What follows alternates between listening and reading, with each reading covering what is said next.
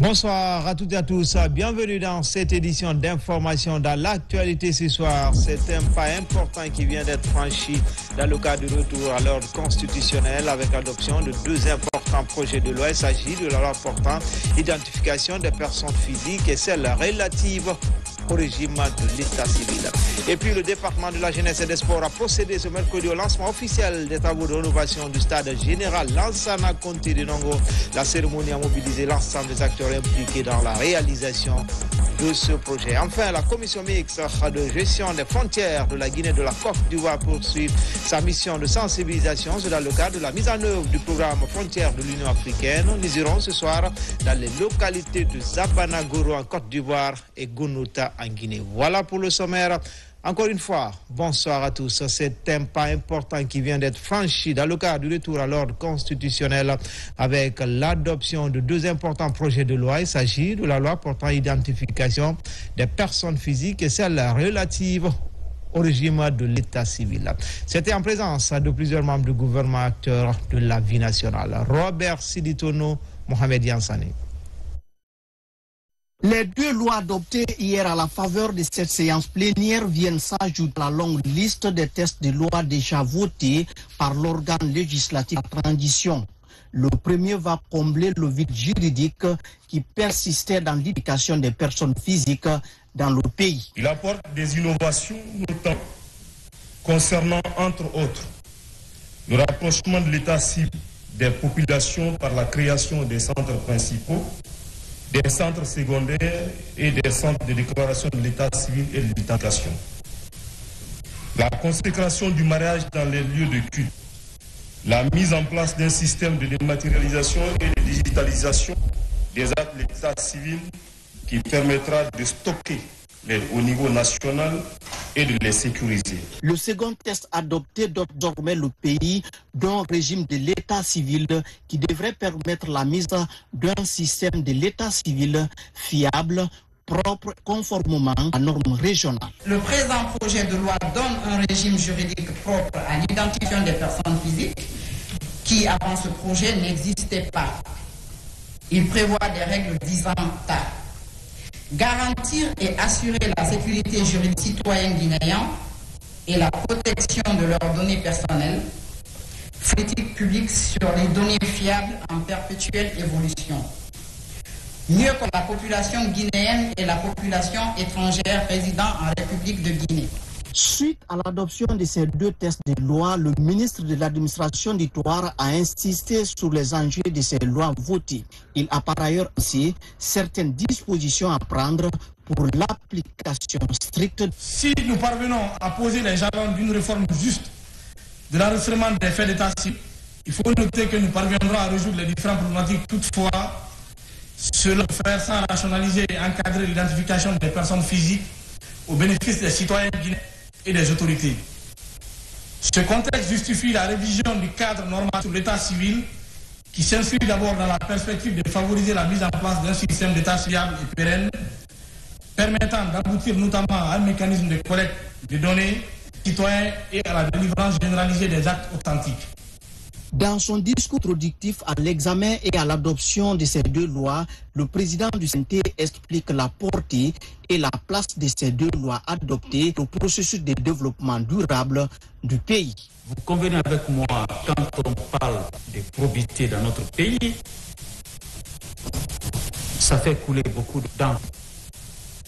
Parce que la notion de probité s'éloigne de temps en temps et au plus loin possible dans la pratique et dans la conduite de nos tâches administratives quotidiennes. C'est pourquoi ces deux lois vont contribuer à accélérer la réalisation de certains chantiers de la transition qui sont des éléments consubstantiels du chronogramme de la transition.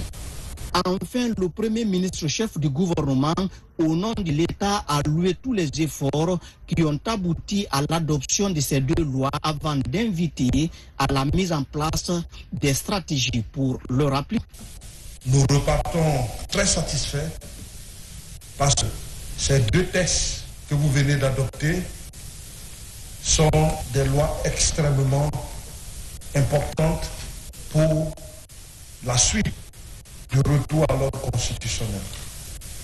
Et la Guinée vient de faire un pas géant dans le retour à l'ordre constitutionnel. Nombreuses sont les recommandations faites par le CNT qui interpellent le département en charge de l'administration du territoire sur l'application stricte des deux lois.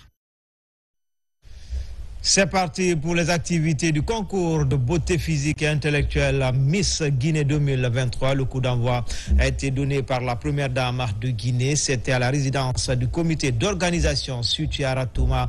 Lauriane Doumbouya a profité de cette occasion pour prodiguer d'utiles conseils aux 23 candidates. Oumar Bari. L'événement tant attendu Miss Guinée 2023 a été lancé jeudi 26 octobre 2023 avec un thème inspirant, la lutte de la migration irrégulière par l'autonomisation des femmes. Le coup d'envoi de cette aventure fascinante a eu lieu à la résidence de Miss Guinée située au quartier Ratoma, sous la présidence de la première dame de la République, Madame Doumbouya, accompagnée de la ministre de la promotion féminine de l'enfant des personnes vulnérables. 23 candidates dont 12 venues de l'intérieur du pays, ainsi que la remarquable Miss Albi Beauty, y sont internées au compte de ce concours de beauté et d'intelligence. Au cours des 30 prochains jours, ces jeunes candidates d'idées et de projets exceptionnels se soumettront à un coaching actif et compétiront dans une série de défis, dont la présentation de projets à fort potentiel social lors de la finale. Cette année, la première dame de la République, Madame Lauriane Doumbouya, joue un rôle crucial dans la réussite de cet événement en rencontrant directement les candidates de Miss Guinée 2023 et en visitant les locaux où elles séjournent. Vous avez commencé la mise au vert. Donc vous allez recevoir ici des formations, des conseils. On va vous coacher, tirer des enseignements, tout ce que vous allez apprendre. Vous venez toutes de lieux, vous avez des parcours différents. Vos coachs aussi ont eu un parcours de vie. Tirer des enseignements de tout cela pour donner et avoir une meilleure version. Dans un mois, c'est la finale, la grande finale de Miss Guinée. Mais ce n'est pas une fin en soi. C'est une étape de votre vie. Après le concours, vous allez continuer, vous allez évoluer. Mettez à profit donc ce que vous avez appris pour vous planifier, pour organiser votre futur. C'est grâce à ça qu'on pourra lutter contre l'immigration irrégulière. C'est pas parce qu'on n'est pas allé à l'école d'avenir qu'on ne peut pas se planifier. C'est pas parce qu'on est une femme qu'on ne peut pas être autonome. On peut y arriver. Il faut la volonté. L'objectif de cette édition Miss Guinée va bien au-delà de la beauté extérieure. Il s'agit de promouvoir l'autonomisation des femmes et de lutter contre la migration en mettant en avant les projets sociaux novateurs des candidates. Je suis triste de pouvoir accompagner Madame la Première Dame dans cette aventure Miss Guinée et soutenir les organisatrices. Le thème de votre projet de Miss Guinée, la migration clandestine, bat son plein aujourd'hui. On voudrait pouvoir compter sur vous, chères filles, futures Miss de Guinée, nous donner le meilleur des projets pour nous permettre de garder nos fils et nos filles en République de Guinée. Sous l'impulsion première dame de la République, Madame Lauriane Doumbouya, la compétition Miss Guinée 23 est sur le point de devenir une plateforme l'émancipation des femmes et la promotion des projets sociaux en Guinée. Clôture hier de la journée nationale de la Zakat et du Waqf en Guinée. L'accent a été mis sur les valeurs qu'incarne cette action de redistribution de la richesse et d'équilibre économique pour aider les plus démunis en islam. C'est le Premier ministre, chef du gouvernement, qui a présidé la cérémonie. Hadi Kamara. Les chefs religieux, érudits, imams et les nations islamiques du pays se mobilisent pour donner un cachet particulier à la cérémonie de clôture de la journée nationale de la Zakat et du Waqf Guinée. Occasion pour le secrétaire général des affaires religieuses de rappeler l'importance de la Zakat et du Waqf dans le rang de la qualité de l'éducation, de la formation et de la santé. Monsieur le Premier ministre, permettez-moi de vous informer depuis cette heure. Ces éminents hommes sont là. Ils ont lu plusieurs fois le Coran entier. Ils ont invoqué, imploré la grâce divine, non seulement pour la Guinée, mais aussi pour le commandant en chef des forces armées, le commandant des navires qui transportent actuellement la Guinée, que je vais nommer son Excellence le colonel Mamadi Doumbouya, afin que Dieu lui donne santé, la clairvoyance et tous les moyens nécessaires pouvant conduire la Guinée vers un développement durable, l'apaisement et la réussite de la transition sous la coordination de votre personnalité et apporte sa miséricorde au gouvernement dont il est. Soucieux du problème du développement socio-économique du pays, Dr Bernard Goumou apprécie hautement d'abord cette initiative avant d'insister sur la consolidation des bases de la cohésion sociale. En tant qu'imam et prédicateur, vous êtes des guides dans la préservation de nos valeurs, de nos coutumes, cultures, et également le garant de la cohésion sociale et de la spiritualité collective de notre société.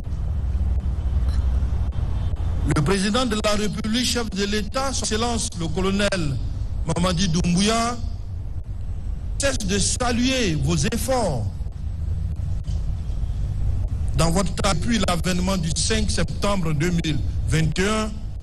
Nous savons pleinement quel est le rôle que vous, imams, que vous, prédicateurs, que vous, guides, vous ne cessez d'apporter par rapport à la cohésion et par rapport à la paix dans notre pays.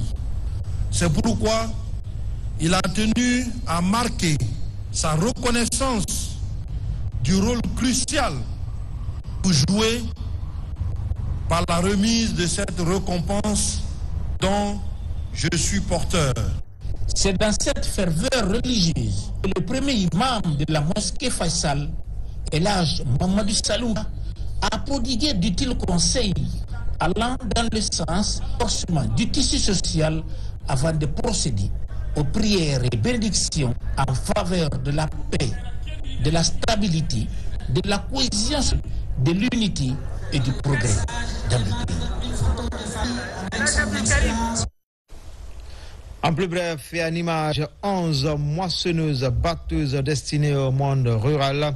C'est une action du chef de l'État, colonel Mamadi Doumbouya, pour soutenir les agriculteurs acquises dans le budget national à 100% pour réduire les pertes post-récolte. C'est le premier chef du gouvernement qui a appelé ce matin à la réception d'une gamme importante de ces équipements agricoles. Nous y reviendrons dans nos prochaines éditions d'Info.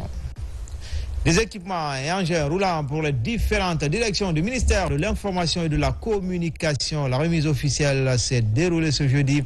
Une manière pour les autorités de la transition d'accompagner les services bénéficiaires à pleinement jouer leur partition auprès des citoyens. Cheikh Sanoussi Sanko. Ce geste très fort est du département de l'information et de la communication, accompagner ces différentes directions dans leur fonctionnement.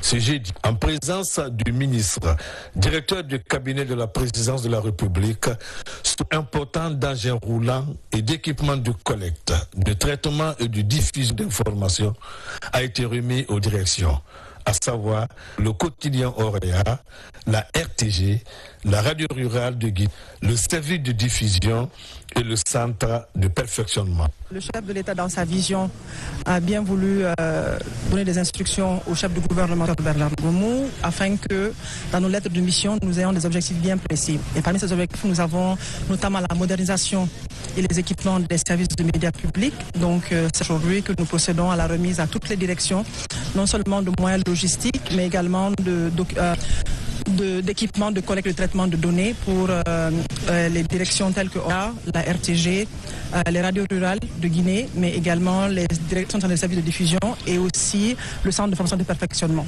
On a fait une première phase, on avait fait des remises d'équipements aux radios rurales de Guinée. Donc les stations aujourd'hui ont été équipées, les chefs de station ont été équipés en ordinateur, mais également en moyens logistiques, moto, ainsi que les directions régionales aujourd'hui qui ont des moyens de déplacement. Au nom de leur direction, l'ensemble des travailleurs, quelques représentants ont tout d'abord magnifié le geste avant de remercier le gouvernement à travers le ministère de l'Instruction. C'est un sentiment de satisfaction et de joie. Au nom de l'ensemble des travailleurs, nous remercions l'autorité à tous les niveaux. Et vraiment, on a vu parce qu'on a traversé un moment très très difficile.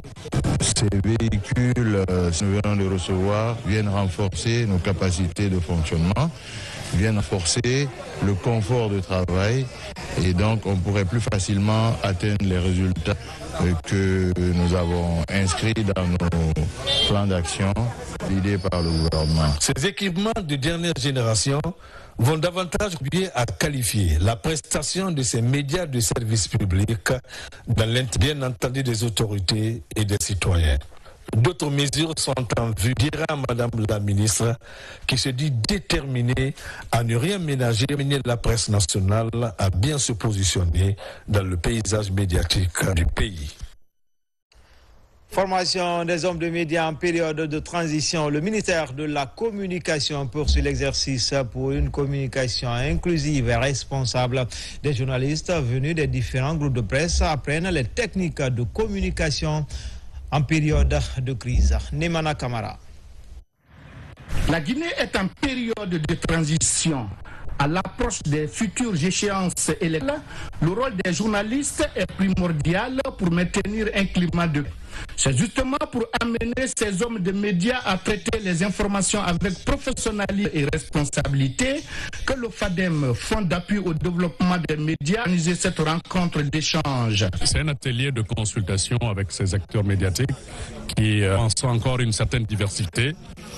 Des journalistes qui viennent de Zéro Corée, de l'Abbé, de Kindia, même des îles de l'Aude, et puis également tous les acteurs, les associations professionnelles à Conakry, pour réfléchir sur des stratégies de lutte et de prévention pour les discours de haine à l'approche de l'ordre constitutionnel.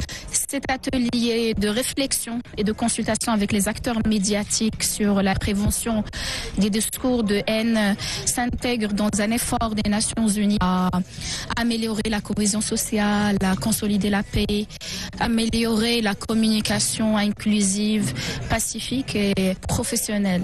Une initiative que les autorités trouvent salutaire, surtout en cette période d'exception. Si nous voulons faire en sorte que notre société soit apaisée, que notre société soit au service des uns et des autres, nous sommes obligés de faire attention à la parole que nous déployons dans l'espace public. Aujourd'hui, faire en sorte qu'on se retrouve ici pour impliquer les médias, pour leur dire que leur responsabilité est engagée dans cette affaire-là est quelque chose d'essentiel. Madame la ministre de l'Information et de la Communication, depuis qu'elle est arrivée, la question de la formation, de façon constructive, mais aussi de façon inclusive, elle le met au centre de ses préoccupations. Pour les représentants des hommes de médias, ce cadre d'échange est engagé car il permettra aux uns et aux autres de véhiculer des messages de paix pendant une période sensible. Dans une période de transition, il est regroupé les acteurs comme les journalistes par lesquels les messages passent, trouver des solutions, de mettre en place des stratégies pour pouvoir mener ou bien inviter les uns et les autres à éviter des discours de haine, à faire une sorte de filtrage. Donc, nous, de prendre des responsabilités. Le FADEM et ses partenaires ne comptent pas s'arrêter là. D'autres actions liées à la formation pratique des journalistes sont en vue afin d'améliorer le contenu de l'exercice de la profession dans le pays. Promotion de la bonne gouvernance. Également, une trentaine de journalistes sont réunis à Kindia sur initiative du Centre de perfectionnement en technique de l'information et de la communication pour être outils en technique d'enquête. L'idée est d'amener les hommes de médias à dénoncer la malgouvernance. Tcherno Younoussaba. La Guinée s'illustre dans le combat contre l'impunité et la corruption. L'examen des dossiers de détournement des fonds publics porte l'État dans cette position. La dynamique se renforce par la formation de 30 jours de la région de Kidia. Ils sont outils en investigation, communication et fact-checking. Des outils qui permettent aux professionnels des médias de mener des enquêtes sur des cas de corruption, par exemple. Un projet qui tient à cœur le CNRD. Le président de la République est engagé dans une véritable logique de moralisation de vie publique à travers la lutte contre la corruption. Vous avez vu qu'il y a beaucoup de dossiers scandaleux aujourd'hui dans les tribunaux. Et cette dynamique mérite d'être encouragée et soutenue par les médias. Mais comment les médias peuvent le faire s'ils ne maîtrisent pas les techniques de collecte et de division de l'information à travers les investigations, à travers la communication judiciaire, à travers le fact-checking qui est une technique de vérification. Donc au niveau du centre de formation et de questionnement, on a pensé mettre l'accent justement sur ces thématiques-là avec les médias basse-guinéens afin de, n'est-ce pas, les mettre, de les donner les outils nécessaires pour accompagner cette mouvance engagée par les autorités de la transition. Ces modules vont aider à qualifier la pression des hommes de médias. Le gouvernement et les partenaires croient à l'apport des journalistes pour rompre la chaîne de corruption pour une gouvernance vertueuse. La corruption représente une menace pour le double mandat du PNUD, c'est de réduire la pauvreté et d'accompagner le gouvernement pour l'atteinte des ODD. Il est donc fondamental de prévenir et de combattre ce phénomène si on veut garantir un avenir meilleur. Recevoir cet atelier de formation axé essentiellement à la formation des journalistes et des communicants nous va droit au pour qui connaît la sensibilité aujourd'hui du métier de communication. Cette série de formations sera poursuivie dans toutes les régions du pays. Elle sera animée par les formateurs récemment outillés en la matière, comme pour dire que le centre de formation en technique de l'information et de la communication mise sur l'expertise locale. Puis, quatrième recensement général de la population et de l'habitation, le comité technique interministériel, organe de gestion et de pilotage du processus a tenu ce jeudi sa deuxième session. La rencontre fait une évaluation à mi-parcours du RGPH après le recensement pilote dans les 6 localités du pays. Mamadi Termaka Misoko. C'est le deuxième organe décisionnel de gestion et de pilotage après le conseil du recensement. Le comité technique intersectoriel du Retire tient sa deuxième session. La rencontre examine plusieurs sujets, notamment l'évaluation globale de la mise en œuvre du RGPH 4. Les difficultés et contraintes sont identifiées et des solutions proposées. Il est temps, de façon régulière, que ce comité se réunisse pour examiner les contraintes auxquelles nous sommes confrontés dans le cadre de la mise en œuvre de ce recensement en vue de formuler des recommandations appuyées et pertinentes à l'INS et aussi au cadre du recensement pour qu'on puisse dérouler de façon, en tout cas dans le délai. Au cours de cette session, le rapport sur la cartographie censitaire pilote ou le recensement sera examiné.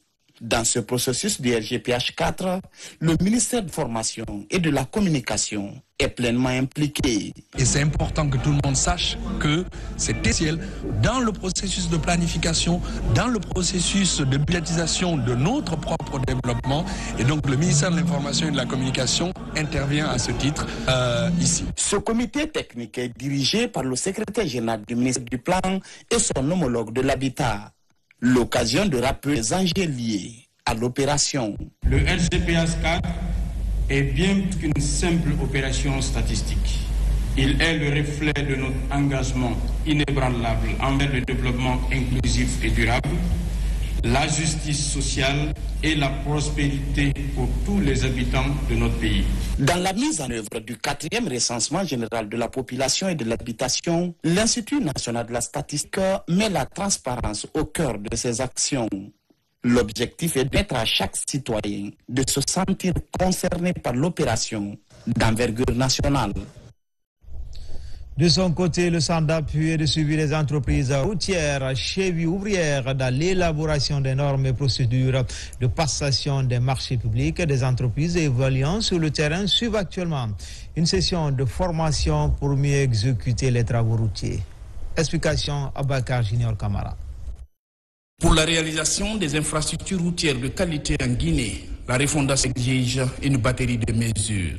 C'est pourquoi le centre d'appui et de suivi des entreprises routières CASER est créé dans l'optique d'accompagner les entreprises routières à réaliser les travaux de qualité. Pour gagner ce pari, les acteurs des travaux publics sont à l'école pour les cours de passation des marchés publics, la sécurité et la protection de l'environnement. Cette session de renforcement de capacité en faveur des petites et moyennes entreprises est donc un excellent cadre de discussion permettant d'identifier ensemble les moyens à mettre en œuvre pour permettre aux entreprises guinéennes de se familiariser avec les procédures de passation de marchés publics. Ils sont venus du département des travaux publics, des entreprises et l'administration et contrôle des grands projets. L'objectif est d'aider les entreprises à respecter les procédures de passation des marchés et surtout exécuter les travaux de qualité. La passation des marchés, c'est le cœur, si vous voulez, de l'exécution budgétaire. Et si nous voulons réaliser des infrastructures de qualité dans les délais requis, nous avons besoin que les entreprises à la fois et même les cadres qui exercent le processus au niveau des ministères sectoriels maîtrisent les procédés de passation des marchés publics. Les entreprises mesurent déjà l'importance de cette formation. Nous sommes confiants qu'après cet atelier de formation, nous serons bien outillés par rapport aux procédures de passation des marchés publics et aussi par rapport à la qualité, santé et sécurité au travail sur nos différents chantiers et sur nos différents sites. Le ministre des tutelles a réaffirmé la volonté politique du gouvernement sur la rigueur qui doit caractériser le secteur des travaux publics, surtout le choix des entreprises. C'est donner des outils aux entreprises routières leur permettront de gagner des marchés aux travaux publics. Leur dire que si elles montent des bons dossiers, elles vont gagner des marchés publics.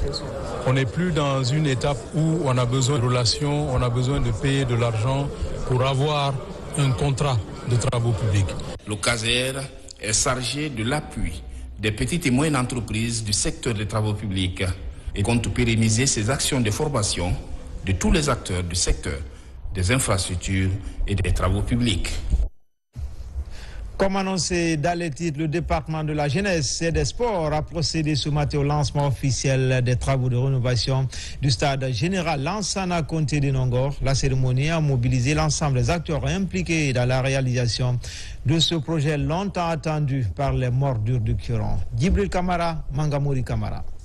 Après la remise officielle des clés aux entreprises contractantes, les cadres du ministère de la Jeunesse et des Sports sont au stade général Lansana Conté de Nongo pour le lancement officiel des travaux de rénovation. Les Montasport et Takon sont chargés respectivement de faire la première phase, la pelouse du stade, mais aussi refaire les tribunes.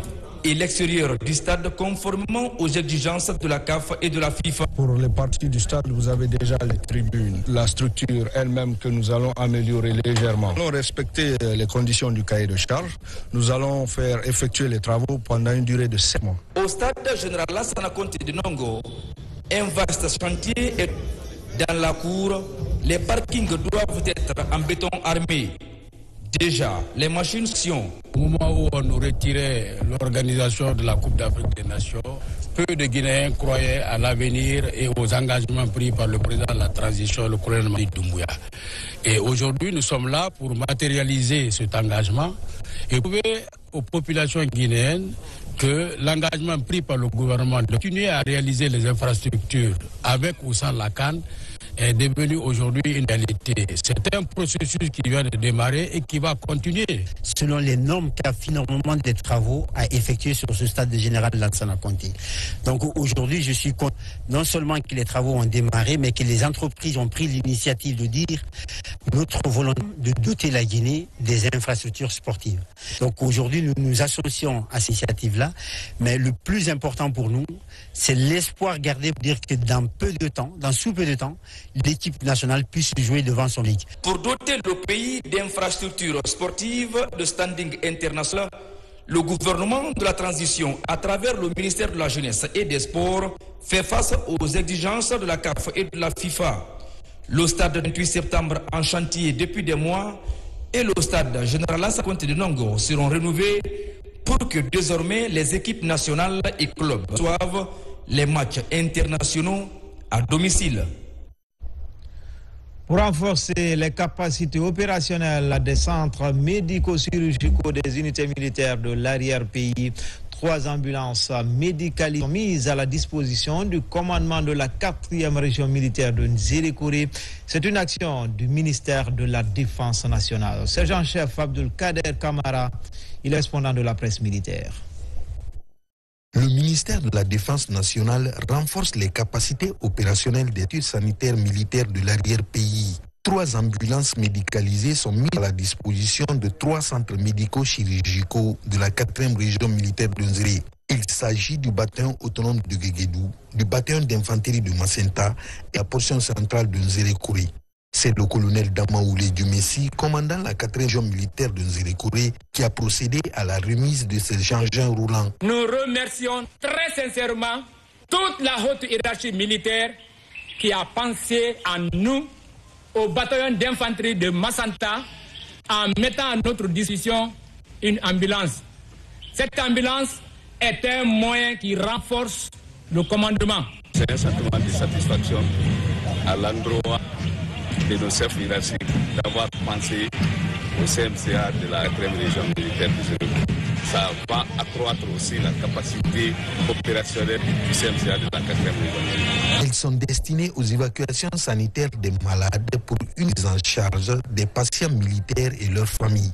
Les bénéficiaires des ambulances saluent cette démarche des autorités et s'engagent à utiliser judicieusement ces matériels dans le cadre de l'atteinte des objectifs de la hiérarchie. Si avant quelqu'un tombe malade, il faut combien de temps pour avoir d'abord le véhicule? L'ancienne ambulance dans les régions pour venir prendre les gens, c'est à peine d'envoyer à Conakry. Cela est fini. L'obtention des engins roulants par les structures sanitaires de la région de Nzérékoré viennent s'ajouter à d'autres infrastructures qui existent déjà dans cette région militaire. Restitution et validation des guides d'opérationnalisation du Guinée Business Forum, une plateforme de concertation entre secteur privé et public dont la mission est d'analyser les contraintes et proposer des réformes pour une politique plus attractive aux investisseurs. La rencontre a été présidée par la ministre du Commerce, de l'Industrie et des petites et moyennes entreprises. On fait le point tout de suite avec Daouda Tabansila, Ousmane Ouad Sissé. Malgré la fragilité de l'économie guinéenne, elle présente de grands potentiels dans le domaine des ressources naturelles, avec un secteur privé porté par les petites entreprises informelles, dont les 92% emploient moins de 5 personnes et génèrent des revenus annuels inférieurs à $7. C'est ainsi qu'en 2022, le gouvernement guinéen a fait la promotion du secteur privé en axe prioritaire de sa politique de développement économique.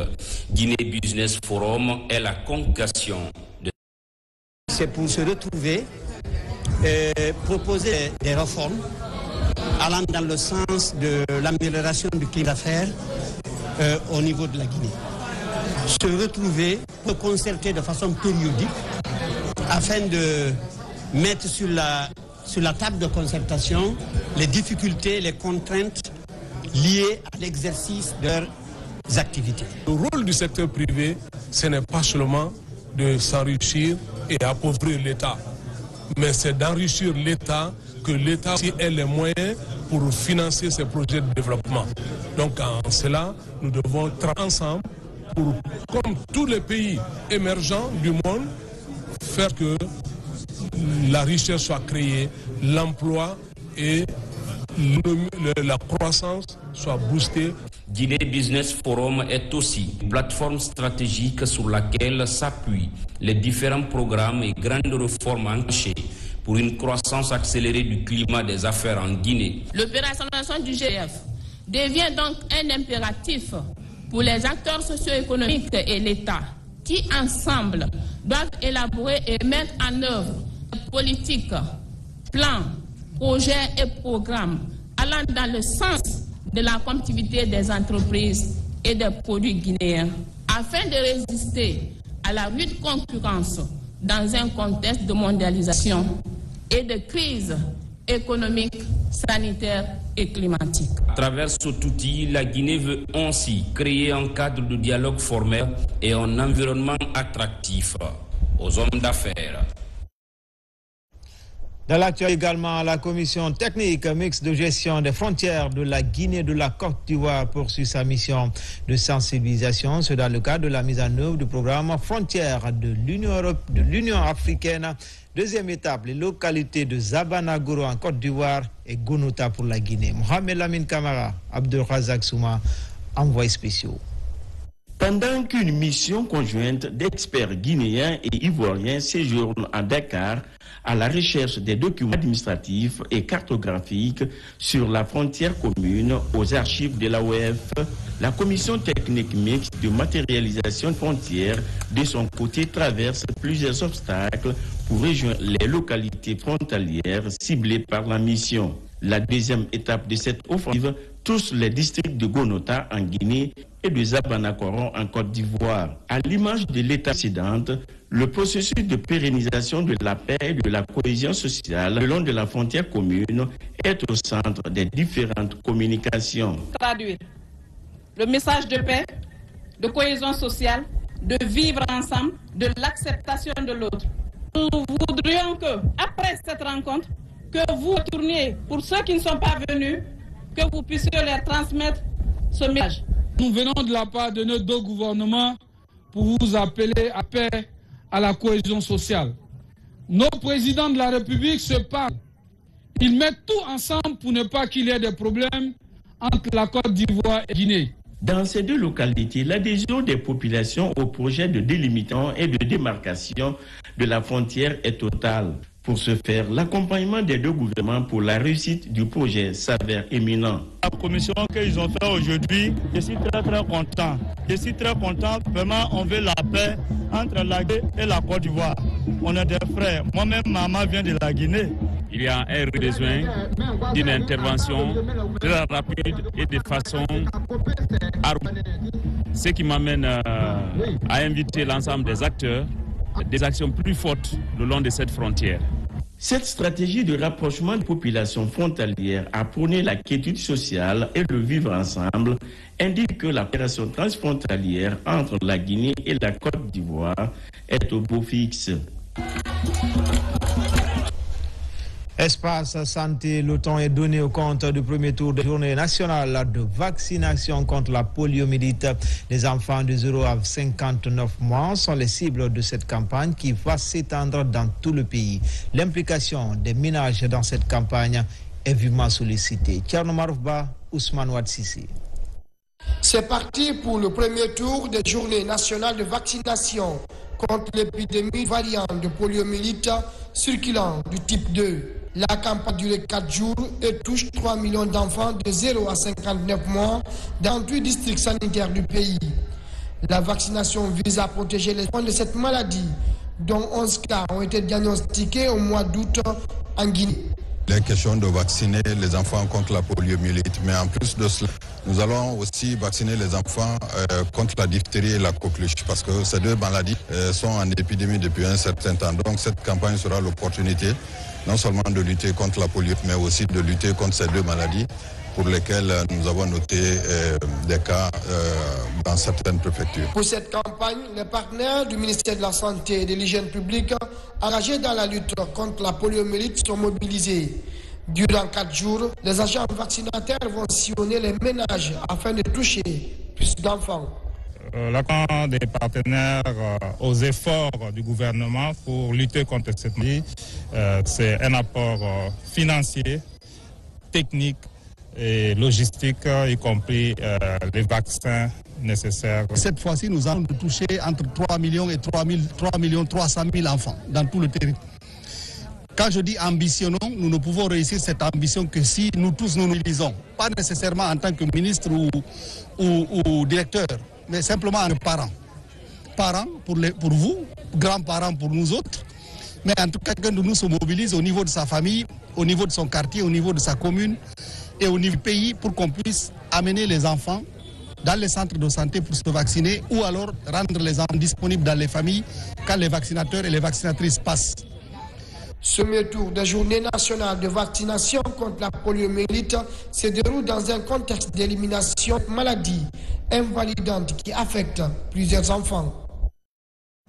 C'est officiel, Tidjane Koïta s'engage dans l'humanitaire pour réduire les inégalités sociales et apporter sa contribution au développement socio-éducatif de la Guinée. Ce jeudi, il a présenté sa fondation et les acquis à la population. Il annonce de grandes actions pour impacter les familles défavorisées en milieu rural et urbain. Komara Moussa. Le lancement de la fondation Tidjane Koïta pour l'aide et le développement concrétise l'engagement du fondateur qui, depuis des années, lutte pour vaincre les inégalités sociales en Guinée. Ici, il veut déclencher une prise de conscience et un changement de mentalité sur les personnes vulnérables. En décidant de m'engager dans l'humanitaire, j'ai rempli d'abord un devoir religieux, mais apporte également une contribution citoyenne à notre Guinée commune. Par cette action, j'invite toutes les personnes de bonne volonté qui disposent des moyens à s'impliquer dans cette dynamique. Je suis convaincu que cette initiative permettra également de stimuler les politiques sociales publiques en faveur des couches défavorisées, tout en contribuant à la réduction des inégalités sociales. Monsieur Koïta, je voudrais, au nom de Monsieur le ministre de l'Administration du Territoire et de la Décentralisation, encore une fois vous féliciter, vous encourager. J'exprime ici l'engagement du département à vous accompagner dans toutes les actions que vous pourrez, à faciliter tout ce qu'il y aura comme démarche administrative, afin que l'objectif que vous êtes fixé puisse être atteint. La FOTICAD a pour but d'impacter positivement et durablement la vie des communautés en milieu rural et urbain. Elle va intervenir dans la promotion de l'éducation, l'entrepreneuriat, le développement local, la santé infantile et maternelle et la promotion du dialogue social. Nous avons en tout 4 catégories. Le président Tidjane Koïta a décidé de lancer un programme spécial d'adduction d'eau et il a offert 200 forages pour la République de Guinée. Nous avons aussi ambulances qui vont être remis dans les jours à venir. Donc déjà à Conakry, les 2 autres dans 2 semaines seront là. La porte de l'Agence de gestion des urgences et catastrophes humanitaires est ouverte à la Fondation. Et nous sommes prêts à signer pour aller de l'avant, même un partenariat pour voir sur les situations d'urgence comment on pourra collaborer pour la prise en charge des personnes impactées. La FOTICAD présente entre autres la distribution de 20 000 sacs de riz à la population, l'adduction d'eau potable dans les zones défavorisées et l'offrande d'un important lot de fournitures scolaires pour encourager et soutenir l'éducation. L'assistance aussi des familles victimes d'inondations à Koya est rappelée. Le Centre international pour le développement, CECID et son partenaire Reverse viennent d'organiser une session de formation en faveur des communautés impactées par le projet Kukutamba, tout comme les acteurs de la société civile et des médias. Lancé Koulibaly. Et ils sont représentants de la société civile, des communautés riveraines du projet énergétique Kukutamba et des médias à prendre part à cette rencontre. Il est question pour ce groupe de travail mis en place par le CECID et son partenaire d'échanger sur les impacts environnementaux et sociaux du projet. On est ici en Guinée pour partager les expériences qu'on a dans plusieurs pays pour s'assurer que le développement ici en Guinée concernant l'énergie peut être fait dans une manière soutenable. L'objectif visé est de permettre à ces acteurs de s'imprégner des expériences d'autres pays en matière politique énergétique et des options durables telles que la valorisation du potentiel solaire, une meilleure gestion du capital naturel et le bien-être des communautés. En ce qui concerne le cas de Kukutamba, en tant qu'impacteur, nous allons donner ce conseil au gouvernement. Il y a eu une étude réalisée par des ONG ici sur l'énergie solaire.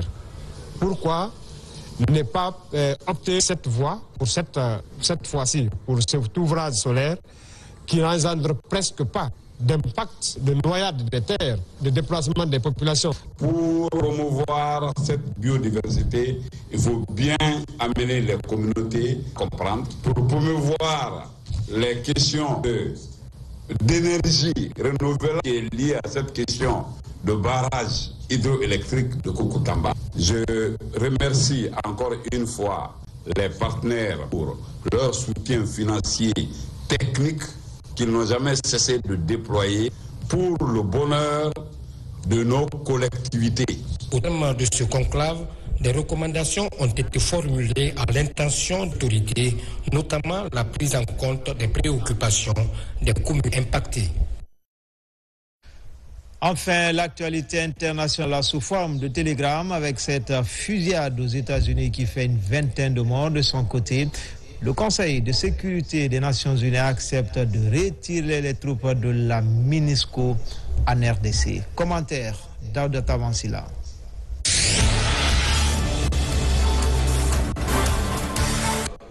Un individu a ouvert le feu mercredi soir dans une salle de bowling et un bar-restaurant d'une ville du nord-est des États-Unis, faisant au moins 22 morts et plus d'une cinquantaine de blessés.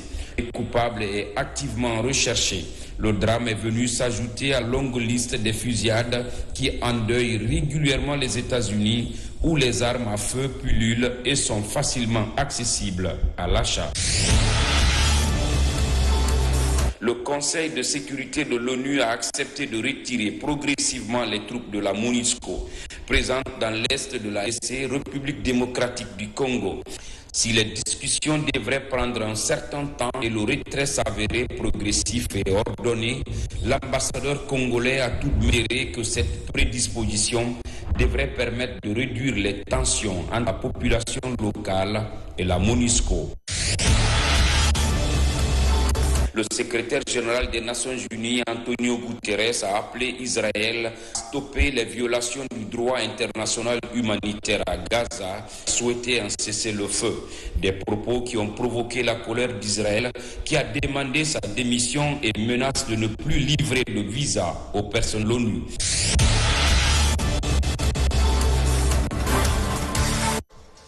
Voilà, c'était tout pour les infos. Tout le plaisir a été pour moi de vous servir. Demain, les infos de 20h30. C'est avec Kadiatou Kaba. L'information, c'est aussi sur le www.rtgguinée.info. À bientôt, Inch'Allah.